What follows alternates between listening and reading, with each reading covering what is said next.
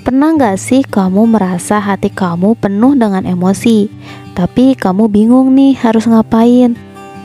Akhirnya karena kamu gak bisa nahan emosi ini, kamu malah melampiaskannya dengan cara yang salah. Kamu marah-marah ke orang yang sebenarnya gak salah.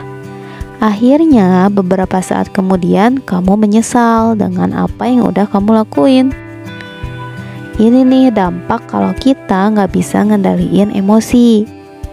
Sebelum lanjut cara mengendalikan emosi, kita bahas dulu ya, apa sih emosi itu? Emosi adalah perasaan yang ditunjukkan kepada seseorang atau reaksi terhadap suatu kejadian. Setiap hari kita nggak akan lepas dari emosi. Kita bisa merasa marah, takut, jijik, sedih, ataupun senang. Emosi merupakan bagian penting dalam kehidupan manusia. Kita bisa tertawa saat melihat hal-hal yang lucu, atau kesal ketika terjebak macet di jalan. Pasang surut emosi yang dialami dapat mempengaruhi kehidupan seseorang. Emosi adalah respon otak yang instan, kita nggak bisa memilihnya. Sains mengatakan kalau semua emosi itu hal yang wajar. Emosi bisa jadi penghancur ketika emosi tersebut gak diungkapin dengan cara yang tepat. Perasaan emosi datang karena adanya pemicu dan berakhir dengan menghasilkan respon. Pemicu itu bisa terjadi berdasarkan keadaan dan perasaan kita. Pemicu emosi yang sama bisa menimbulkan emosi yang berbeda. Contohnya, kalau kita memendam perasaan kesal nih di tempat kerja, saat di rumah kita meluapkan emosi dengan teriak ke adik kita.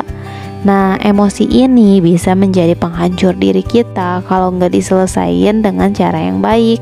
Mengetahui pemicu emosi dapat membantu kamu untuk menghindari masalah sejak awal.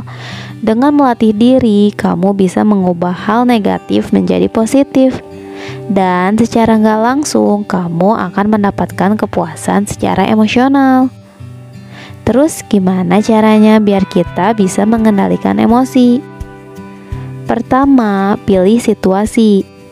Hindari keadaan yang bisa memicu emosi kamu, apalagi emosi yang gak kamu inginkan.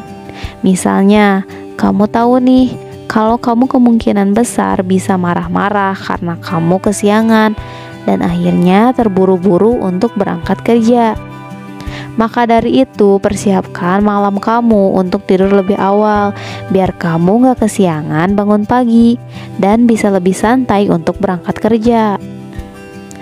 Atau kalau kamu gak suka nunggu seseorang terlalu lama, daripada kamu marah ke orang itu, lebih baik kamu ngomong aja dari awal ke dia. Terus terang kalau kamu gak suka nunggu, ajak orang tersebut untuk datang tepat waktu. Cara yang kedua, modifikasi situasi. Coba deh modifikasi atau ubah keadaan yang akan ngebuat kamu merasa emosi. Misalnya, saat kamu ingin bikin acara ulang tahun yang sempurna, kamu ingin semua keluarga dan teman-teman kamu datang ke undangan tersebut. Tapi pasti ada aja hal yang gak sesuai menurut kamu. Ada teman yang gak datang, atau acara kurang meriah. Apapun itu yang bikin kamu kecewa. Mungkin nih kamu punya ekspektasi yang terlalu tinggi. Coba deh diubah situasinya. Cari cara yang sesuai dengan kemampuan kamu, sehingga acara bisa selesai sesuai dengan apa yang kamu inginkan. Jangan menaruh harapan yang terlalu tinggi. Sesuaikan dan pahami situasi yang ada. Dengan begini, kamu gak akan ngerasa kecewa dengan apa yang kamu harapkan. Cara yang ketiga, alihkan fokus perhatian. Misalnya, kamu merasa rendah dengan orang-orang yang ada di sekitar kamu. Kamu selalu menganggap orang-orang lebih hebat daripada kamu. Kamu selalu memperhatikan orang lain ketika berada di suatu tempat. Kamu selalu iri sama rekan kerja kamu kalau mendapat promosi. Coba alihkan fokus kamu dari mereka. Coba untuk lebih fokus pada diri sendiri atau hal-hal lain, sehingga kamu bisa merasakan lebih percaya diri dengan kemampuan yang kamu miliki. Nikmati aja proses diri kamu sendiri, sehingga nantinya kamu akan merasa bangga sama diri kamu sendiri.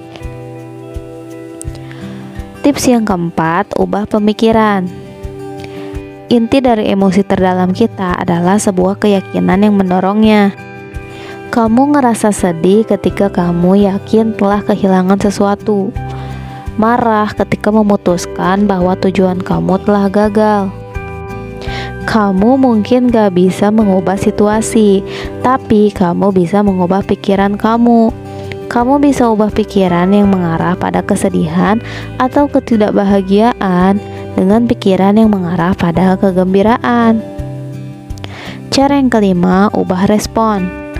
Jika keempat tips di atas masih belum berhasil dalam mengontrol emosi kamu, langkah terakhir yang bisa kamu lakuin adalah mengendalikan responmu.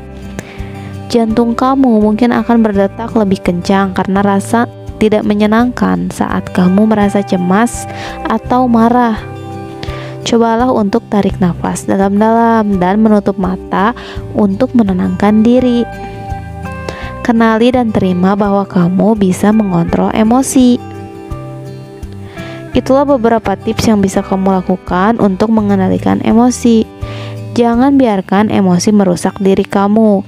Yakinkan diri sendiri bahwa kita berpegang penuh untuk mengontrol emosi diri kita sendiri. Kita harus menjadi tuan untuk emosi kita. Kita harus bisa menguasai emosi, dan jangan biarkan kita dikuasai oleh emosi. Yuk belajar kelola emosi dengan baik.